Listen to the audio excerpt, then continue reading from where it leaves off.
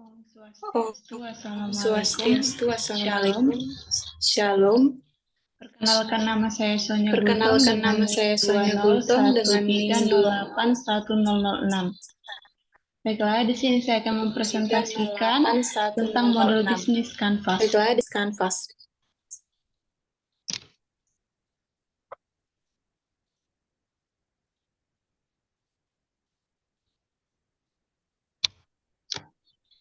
Adapun agenda topik yang saya akan bahas, yang pertama, definisi menurut ahli.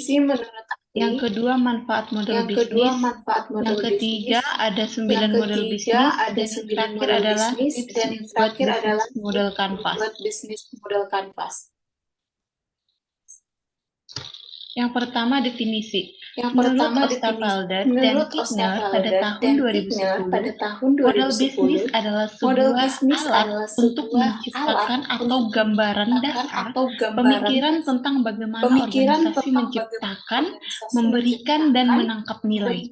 Nah, secara sederhananya, definisi model bisnis Canvas yaitu kerangka manajemen untuk mempermudah dalam melihat gambaran ide, bisnis, dan juga realitasnya secara cepat.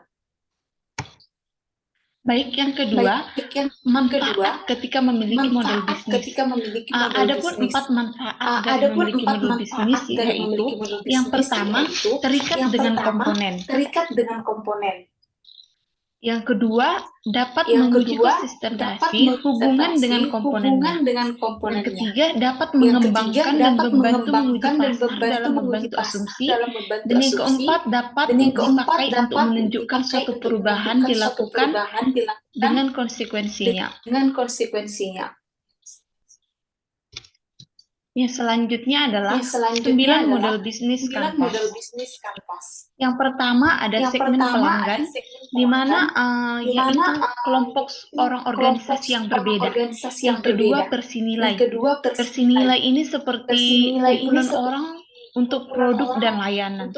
Yang ketiga, jaringan, yaitu bagaimana cara perusahaan untuk berkomunikasi. Yang keempat, hubungan dengan pelanggan, di mana dengan pelanggan, hubungan perusahaan akan mendapatkan sebuah ide.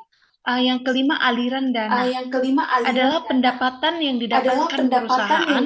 Yang keenam, ada sumber daya kunci, di mana aset terpenting dalam perusahaan. Yang ketujuh, kegiatan inti. Kegiatan inti itu yaitu kegiatan perusahaan dalam membuat pemasukan. Nah, yang kedelapan, ada kemitraan kunci.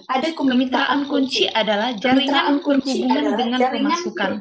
Dan yang terakhir adalah cost structure, merupakan biaya yang dikeluarkan dari perusahaan. Yang keempat adalah tips membuat bisnis model Canvas. Adapun tips membuat bisnis model Canvas yaitu yang pertama, melakukan analisa kompetitor atau pesaing bisnis. Nah, yang selanjutnya, mengurutkan elemen secara sistematis dengan tujuan agar mengetahui manakah langkah yang harus dijalankan terlebih dahulu dari 9 elemen yang pertama tadi.